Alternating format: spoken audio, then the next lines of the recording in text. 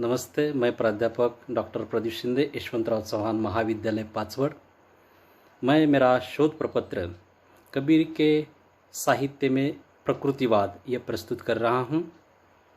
वैदिक काल में मनुष्य के विचार अग्नि, जल, पृथ्वी से संबंधित थे। प्रकृतिवाद का आरंभ मानवीय जगत के आरंभ से ही कहा जाता है, जो कि भारतीय एवं यूनानी दोनों दर्शन में प्राप्त होता है।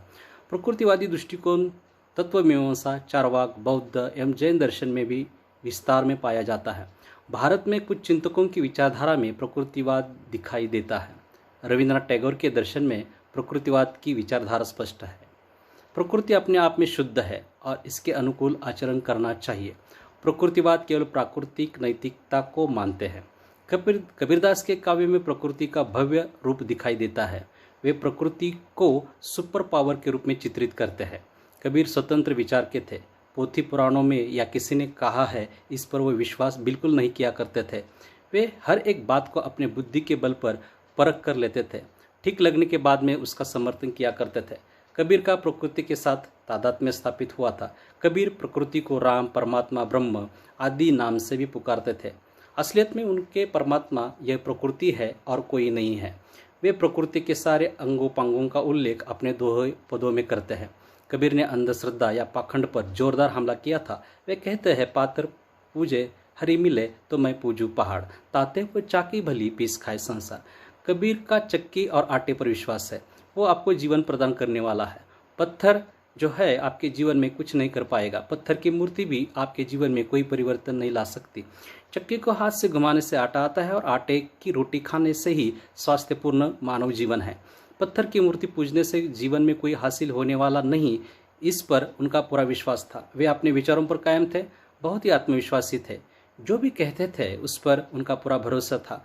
उन्होंने समाज को रूढ़ी परंपरा से मुक्त करने का प्रयास किया था। जो पुराणों में कहा है, किसी साधु बाबा मौलवी ने कहा है, इसलिए वह सत्य मानने से इनकार करते थे। इसको लेकर वे अलग राय रखते थे। वे कहते हैं, जाति पाति पूछे न कोय, हरि को भजे सो हरि का होय। तो ये इसमें उनके विचार बहुत ही अद्भुत रूप से प्रकट हुए हैं। मतलब ये प्रकृति ही हरि है, परम तत्व है। ये प्रकृति हमें जीवन प्रदान करती है और जो यहाँ पैदा होता है प्रकृति उसकी होती है, वो प्रकृति का होता है। इसलिए कबीर कहते हैं, जो प्रकृति में जन्म लेता है वह प्रकृति का ही अभिन्न अंग बन जाता है। कबीर सोच समझकर अपना पक्ष रखता है। मोह को कहारे ढूंढे बंदे, मैं तो तेरे पास में, ना काबे कैलाश ना मंदिर मस्जिद में। कबीर का कहना है कि प्रकृति का अस्तित्व हर रूप में है। इन मंदिर तथा मस्जिद इन स्थानों पर कैसे रह सकता है? वो प्राण तत्व प्राणवायु है, वो हर जीव के पास है। कबीर कहते हैं कि स्वयं में ध्यान लगाओ, अपने सांसों पर ध्यान लगाओ, क्योंकि वह हर सांसों के सांस में है। मानो मुझे तुम कहाँ ढूंढ रहे हो, मैं तो तुम्हारे सांसों में हूँ। प्रकृति में प्राणवायु बहुत ही महत्वपूर्ण है। इस प्राण तत्व के बगैर मनुष्य या अन्य जीव जंतु जीवित नहीं रह सकता। कबीरदास जी ने कहा है कि ये प्राणवायु तुम्हारे ही पास है। आप जिसे ईश्वर समझते हो वो प्राणवायु ही ईश्वर है। ईश्वर और कहीं नहीं है। मनुष्य उसे बाहर ढूंढने की कोशिश करता है, जैसे हिरन जंगल में कस्तूरी ढूंढने के लिए वन वन भटकती है, परंतु अभी तक ईश्वर की प्राप्ति नहीं हुई है, क्योंकि उसका वह अज्ञान है। कबीरदास कहते हैं कि तुम्हारे सांसों में वो बसा। सब जब सांस रुक जाती है तो मनुष्य और कोई भी जीव जंतु इस प्रकृति में विलीन हो जाता है। प्रकृति के नियमानुसार मनुष्य पैदा होता है और प्रकृति के नियमानुसार ही मर जाता है। हर जीव प्रकृति का ही भाग है, वह कहीं और नहीं जाता है। उसकी सांस तथा चेतना का प्रकृति में ही विलय हो जाता है। कबीरदास प्रकृति के रहस्य की भी बात करते हैं। वे कहते हैं, जल में कुंभ, कुंभ में जल है, बाहर भीतर पानी, फूटा कुंभ जल जल समानी गया, यह तत् कहो ज्ञानी। मिट्टी के बर्तन में तालाब का पानी अलग किया जाता है, लेकिन वह फिर से तालाब के पानी में घुल मिल जाता है। दोनों में कोई फर्क नहीं रहता है। वैसे ही मनुष्य इस संसार में आता है, उसकी चेतना, उसकी ऊर्जा जीवन जीने के बाद प्रकृति में ही विलीन हो जाती है। वह इस प्रकृति के साथ एकाकार हो जाता है। मनुष्य पैदा होता है और बाल्यावस्था, किशोरावस्था, युवावस्था, प्रौढ़ावस्था, वृद्धावस्था के बाद मृत्यु यह सत्य है। अर्थात मनुष्य प्रकृति में ही पैदा हुआ और वह प्रकृति के साथ एकाकार हो जाता है।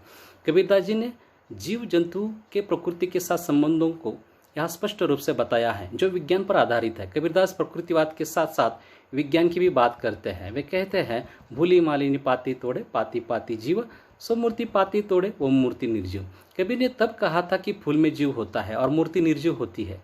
मालिनी मूर्ति के लिए पाती तोड़ती है, ये उसका अज्ञान है, अंधश्रद्धा है। वह जो फूल तोड़कर लाती है उस फूल में जीव है, क्योंकि वो एक पौधे पर आता है, प्रथम कली फिर विकसित होकर फूल बन जाता है। जो विकसित होता है उसमें जीव होता है। विकसित फूल है जिसमें जीव है। कबीर के अनुसार फूल को डाल से अलग करके निर्जीव मूर्ति को अर्पित किया जाता है, वह गलत है। डाल पर खिले फूल को ही स्नेह भाव अर्पित करना चाहिए, परंतु मनुष्य अज्ञान से निर्जीव मूर्ति के चरण में फूल अर्पित करता है, मिथ्या की पूजा करके मन को तसल्ली देता है। कबीरदास की सोच अद्भुत थी, आज भी उनके विचार बहुत ही प्रासंगिक है। कबीर का जीवनानुभव विश्व संपन्न था, इसलिए जो लिखा गया था उसे अंतिम सत्य नहीं मानते। कबीरदास जी का मार्ग ज्ञान पर आधारित था। कबीर प्रकृति को ईश्वर कहते हैं। प्रकृति में निर्मित जीव जंतु पेड़ पौधों को जीव या जीवन कहते हैं। जीव और प्रकृति रूपी ब्रह्म का रिश्ता अटूट है, उन्हें प्रकृति के प्रति विशेष प्रेम है। मनुष्य सब कुछ प्रकृति में ही सीखता है। कबीरदास कहते हैं, पोथी पढ़ी पढ़ी जग में पंडित भयानक होय, ढाई अक्षर प्रेम का पढ़े सो पंडित होय। पोथी पुराण पढ़ने से कोई विद्वान नहीं होता है, जीवन में प्रेम ही सत्य है। इसलिए प्रत्येक मनुष्य ने प्रत्येक जीव के साथ स्नेह से व्यवहार करना चाहिए, तो ही ये जीवन पृथ्वी पर कायम रहेगा। कबीर अपनी सोच स्वतंत्र रखने के पक्ष में थे। उन्होंने स्वयं प्रकाशित होने के लिए कहा है, इसलिए उन्होंने हर एक धार्मिक बात के बारे में स्वतंत्र सोच रखने के लिए कहते थे। समाज में फैले हुए भ्रम के प्रति जागृति लाने की कोशिश की थी। अंतिम प्रकृति ही सत्य है, यह उनका कहना था। वे कहते हैं, मैं कुत्ता राम का मोतिया मेरा नाम, गले राम की जीवड़ी जित खींचू तित जाऊं। यह खुद कुत्ता कहते हैं, यानी कि प्रकृति के सामने वह बहुत ही क्षुद्र जीव है। प्रकृति सर्वव्यापक है और इस प्रकृति के सामने मानव बहुत ही छोटा है। गले राम की जीवड़ी है। मनुष्य को प्रकृति के साथ चलना पड़ता है। प्रकृति में उत्पन्न होने से प्रकृति मनुष्य को अंतिम चरण तक ले पहुंच जाएगी और आखिर में आप प्रकृति में चले जाओगे। चेतना प्रकृति में विलीन हो जाएगी।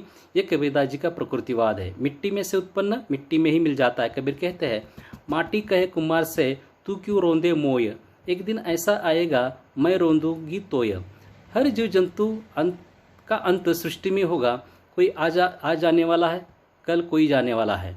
प्रकृति के नियमों से जाना तो तय है। मालिया आवत देखी कि कलिया करे पुकार, फूली फूली चुन लई कल हमारी बार।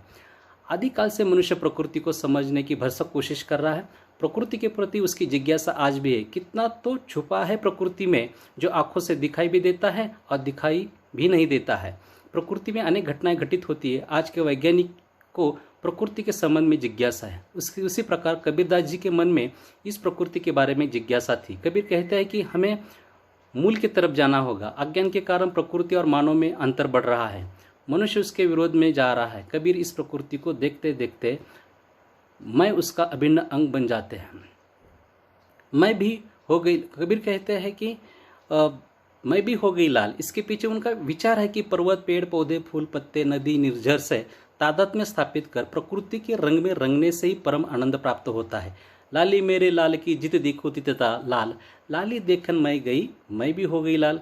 कबीर के काव्य में प्रकृति का रूप अपनी पूरी गरिमा और व्यापकता के साथ आया है। प्रकृति कभी कभी मनुष्य के समस्या का कारण भी बनती है और उन परिस्थितियों से उभरने में सहायता भी प्रदान करती है। कबीर के काव्य में प्रकृतिवाद भव्य रूप से चित्रित है। इस प्रकार कबीर ने हमेशा मानव हित की बात कही है।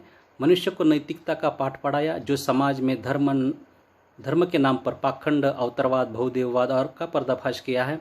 मनुष्य को विवेकवान रहने का उपदेश किया है। सत्य असत्य, योग्य अयोग्य, नैतिक अनैतिक पहचान कर अपनी बुद्धि के बल पर रहने की सलाह उन्होंने दी है। मन ऐसा होना चाहिए जैसे कि मन हो सुभाय सार सार गयो थोता दियो उड़ाए। कबीर ऐसे चौराहे पर खड़े थे जहाँ अनेकवाद, पंथ, संप्रदाय, विचार के रास्ते आकर मिलते थे। कबीर कभी विचलित नहीं हुए, वे अपने विचारों पर अटल थे। उन्होंने सामाजिक सुधार का कार्य करने के साथ साथ लोगों को जीवन का सत्य भी का मार्ग भी उन्होंने दिखाया। कबीर मानवतावाद के बड़े समर्थक थे। प्रकृति के गोद में पले पोसे कबीर प्रकृति की शक्ति को पहचान गए थे। इसलिए कबीर के काव्य पर आदि से अंत तक प्रकृति का प्रभाव जो है परिलक्षित होता है। कबीर का साहित्य प्रकृति का दस्तावेज है। इसलिए कबीर के